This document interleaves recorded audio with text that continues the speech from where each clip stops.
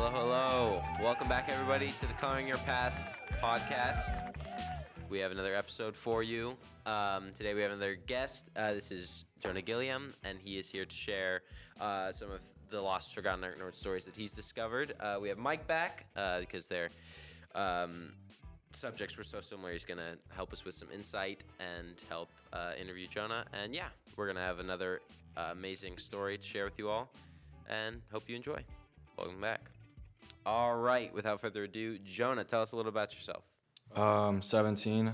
I play basketball. I've been playing for about 8 years. Yeah. Where did you come to like basketball?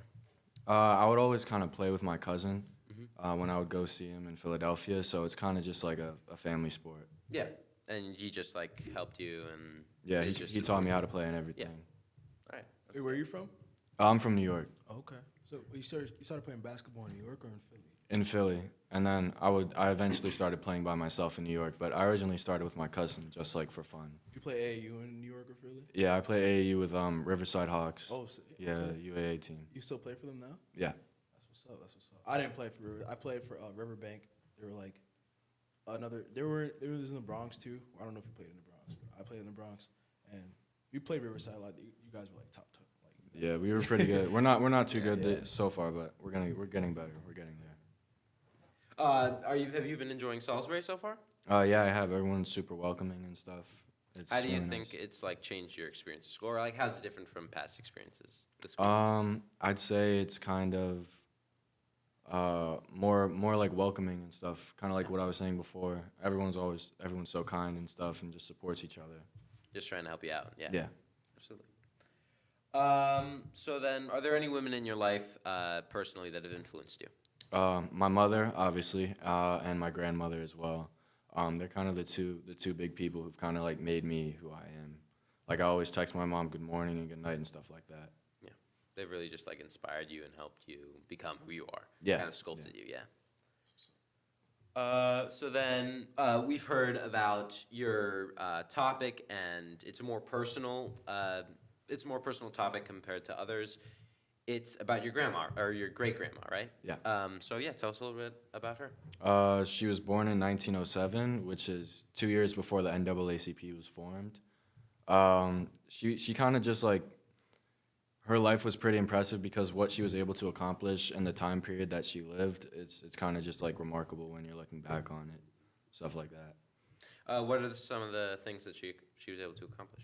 She worked at the AME, American Baptist Church, as well, and the YWCA, which kind of like now is kind of like just a regular job, but like back in the 1920s, that was almost unheard of for women, especially women of color. Exactly. Yeah. They had to like fight for everything they had. Yeah. And she did it at a time where it's even they start to fight for things they have now, and she did it, when like you said, it was unheard of. So power to her. Yeah. Even for simple things that, like you said, are considered nowadays just jobs. Exactly. Yeah. Are there any struggles that she had to overcome, or like? Most definitely, yeah. I'd say kind of just like being African American in that time frame is a challenge in itself. You have like the women's movement and stuff like that. You have like a bunch of stuff going on. And I guess, yeah, that was the biggest challenge of all. I'd say another challenge that she had to overcome was kind of like where she was living, kind of finding homes and stuff like that. Like where she grew up, it was predominantly like Italian and stuff like that. And my great-great-grandfather, he had a trash business. Yeah. That's interesting because I know me and Dom talked about redlining before we hopped on the podcast. And when she grew up, she didn't go through it growing up. It was kind of a later thing, like after what we say World War II or World War One or World War III, yeah. So she wasn't raised into it, but as she was living throughout her life, she definitely went through some hardships in that finding homes because redlining was basically where you had a community, a white community and a black community, and they're separated. The white community is a lot more, there's a lot more money thrown into the community. Yeah. And with the black communities, the houses are dilapidated. There's not as much resources going into the black community. Like the kids can't go to the same schools as the white people, segregation, Jim Crow laws, things like that. So she definitely went through some hard stuff growing up. And she also played a part in helping younger people, like you said, with the YWCA, find opportunities in their lives to, better themselves and better their families too. So. Yeah, and also, my fault. Yeah, no, go ahead. But also about like so like housing zoning and stuff like that. When you would integrate these like neighborhoods that were predominantly white at that time, you can see like the value of the like the housing Yeah. just drop like significantly the second like one black person were to buy a home. So it's, yeah, I mean like the numbers didn't lie. It was You could just crazy. see the segregation and racism just in like the property and Yeah. the owning of it and the cost. Yeah. So you know your grandmother's story or your great grandmother's story. Sorry, it was incredible and all that, and you know you were able to learn about it. But did you know about it before you had come to Salisbury? No, I didn't. Surprisingly, I found an interview online from the Bridgeport Public Library. That kind of came up because Mr. McCrisky was like, "How about you look into your history because your grandfather was from Connecticut, so why don't you, like see what your history holds?" And I just found this like crazy primary source document of an interview from her, and I don't know. That's how my story took form. Wow. Yeah. Was any part of your family available or aware of this story? No, actually, I had to send the interview to them, and my mom, she kind of started crying when Wow. she read it, because it's like how do you not know about this? You know what I mean? It's like in your family. Like, how do you just not know this story? And that just talks about like how, over the years, like black people, things have been hidden from them. Their history has been hidden from them. That's why we're on this podcast to kind of let people know like what black people had to go through to like be where they are today. And like your mother, right? That was her grandmother. And Yeah.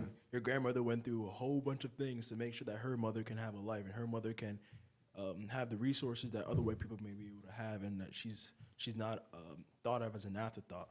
But then, even her grandmother doesn't tell her mother these stories, and it's like, Yeah. there's definitely a disconnect there. Yeah. And that's what a lot of black families nowadays, where like they don't know what their ancestors had to go through to be able to provide for them and provide for their mothers and their mothers' mothers. So it's definitely like shameful, I want to say, Yeah. because Yeah. it's a tough thing where a lot of light is not being shed on it, and we're doing great stuff right now. We're letting people know about these stories, but I think there's something there that's missing, and we got to be able to The point fact that that your own family doesn't Yeah, even remember, like, come on now. you know, Yeah, you like, that mentioned was all these crazy. struggles and stuff that she had to overcome, the housing and whatnot, and the fact that her own family doesn't even, wasn't aware of it until, you were able to find it, which is awesome. But Yeah, like I was talking with my cousin the other day, and I was telling him about great grandma Gardner and her dad, and he was like, "Well, like how have we like not known about this stuff?" And it's like you were saying, Michael. It's like it's crazy, just like the fact that stuff just isn't passed down, kind of like out of fear, or out of like just like what's gonna happen.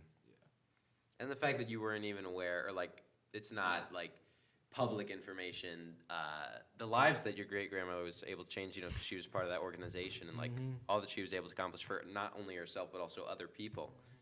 A lot of the community, I'm sure, was not aware of that around that. All right.